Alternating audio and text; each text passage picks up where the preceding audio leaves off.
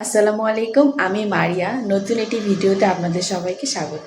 তো আমি সকালে উঠে গিয়েছিলাম আর আমি আহ, ভিডিও করতে পারিনি। আমার ফোনে একটু চার্জ ছিল না, আমি ফোনটা চার্জে দিয়েছিলাম। দিয়ে আমি সকালে ময়লা ফেলে দিয়ে আসলাম, কাপড় ভিজালাম গরম পানি দিয়ে। তারপর আমি তো এই রুমটা একদম সুন্দর করে গুছিয়ে নিয়েছি, সব কিছু গুছিয়ে নিয়েছি। তারপরে আমি বাচ্চার খাবারটা রেডি করেছি, এই তো আমি দেখিয়ে দিচ্ছি আপনাদেরকে। এই তো এখানে আমার ছোট মেয়েটার খাবার রেডি করে ফেলেছি। এখানে আমি সাবু রান্না করেছি ওর জন্য। 10 মিনিট সাবুটা ভিজিয়ে রাখার পরে এটাকে আমি ফুটিয়ে নিয়েছি। আর দুধ নাই, দুধ থাকলে দুধ দিয়ে এটাকে আমি রান্না করি। তো এটা ছিল আমার ছোট বাচ্চার খাবার। আর আমাদের জন্য রান্না করব, আমি মাংস রান্না করেছিলাম। 2 দিন ধরে মাংসটা জাল করে খাওয়া হচ্ছে। তো খাওয়ার পর লাস্টের দিকে দেখবেন একটু ঝোল বেঁচে যায়, 2-1 পিস মাংস থাকে আর একটু ঝোল বেঁচে যায়। তো ওই মাংসটা দিয়ে বা ওই ঝোলটা দিয়ে কিভাবে কিছু রান্না করতে হয় এটাই আপনাদের সাথে শেয়ার করব। আর সেই মাংসটা আমি 2 দিন যাবত রান্না করে জাল করে খাচ্ছিলাম। এখন এই পর্যায়ে এসেছে, মানে ঝোল কিছু মাংস আছে, এখানে 4-5 পিস মাংস আছে। তো এই অবস্থানে আছে। এখন আমি এখানে দিয়ে দিব।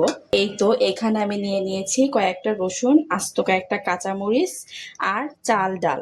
এখন এটা দিয়ে আমি খিচুড়ি তৈরি করব। আমি এই সম্পূর্ণ চাল ডাল সবকিছু আমি এখন এই মাংসতে ঢেলে দিব।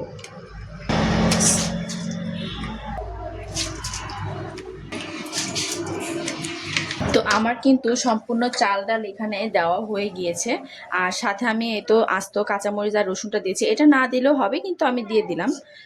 এখন আমি এখানে আর কিচ্ছু দিব না, কিচ্ছু না, কোনো কিছু দিতে হবে না। এখন আমি এখানে শুধু পরিমাণ মতো পানিটা দিয়ে দিব। তো আমি খিচুড়িটা ঝরঝরার মতো করব, একদম মানে নরমও না আবার ঝরঝরাও না, মিডিয়ামে থাকবে।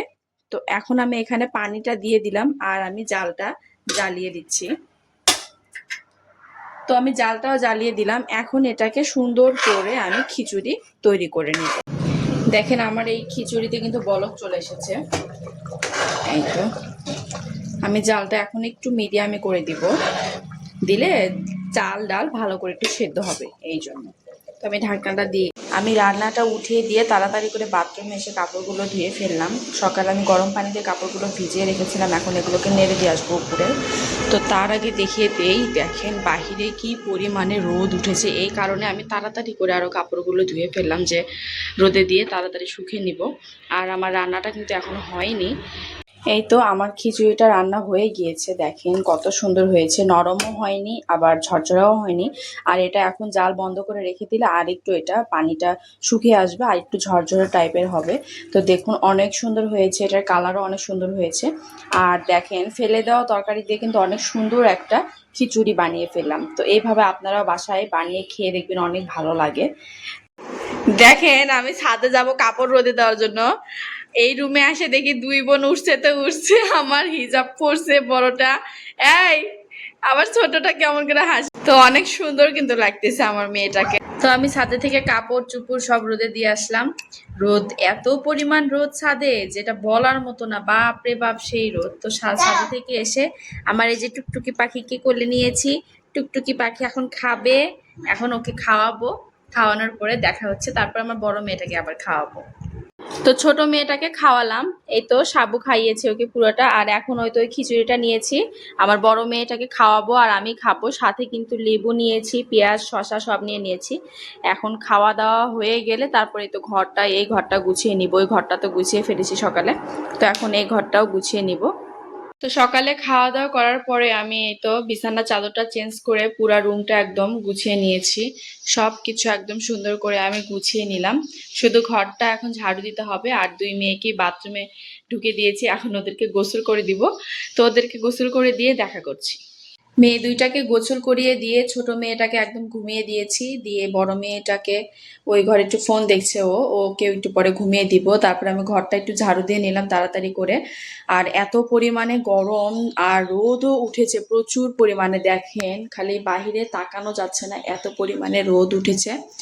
আর আমাকে দেখি হয়তো বুঝতে পারতেছেন ঘেমে শেষ, মানে ফ্যান ছাড়া থাকা যাচ্ছে না, এত পরিমাণ গরম। ফ্যান ছাড়লেও গরম, ফ্যানের বাতাসও গরম লাগছে। তো আমি এখন সরাসরি চলে যাব বাথরুমে গোসল করতে। তার আগে আমি একটু কাপড় নিয়ে আসি, ছাদে কাপড় দিয়ে আসছিলাম, ওগুলো হয়তো বা জ্বলে শেষ হয়ে গেল।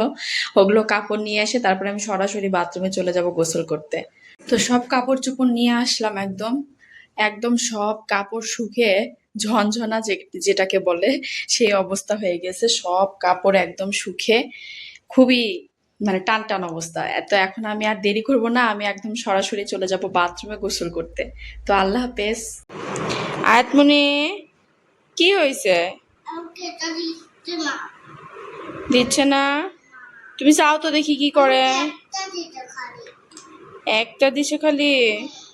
অর্থে, অর্থে, আপুকে ওটা দাও, আপুকে দাও ওইটা একটু। তুমি চাও তো কি করে দেখি, চাও তো।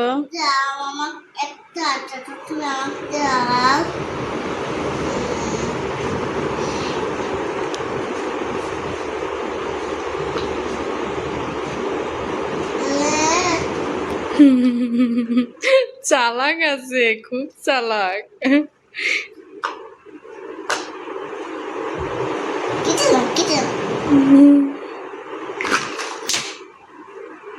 কি হলো অর্থে, কি হলো অর্থে, কি হলো অর্থে? সবই তো পড়ে গেল। আল গোছল দিয়ে আসার পরে দুই মেয়ের সাথে একটুখানি বসেছিলাম, সময় কাটালাম, ওদেরকে একটু খাওয়ালাম। তো এখন আবার চিন্তা করতেছি ওদের জন্য একটু শরবত করব, খুবই গরম পড়েছে। তো একটু লেবু চিনি লবণ দিয়ে একটু ভালো করে একটা শরবত তৈরি করে দিই, ওদেরও শরীরটা ভালো থাকবে আর খেলেও আরাম পাবে। তো আমি শরবতটা তৈরি করে নিই এখন।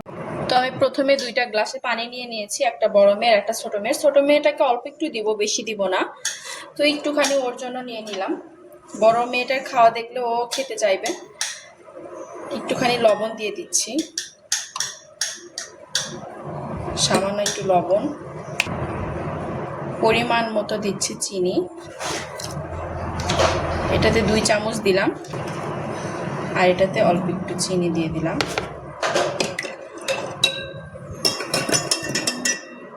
এখন দিয়ে দিব লেবু। ভালো করে একদম চিপে আমি লেবুটা এখানে দিয়ে দিচ্ছি।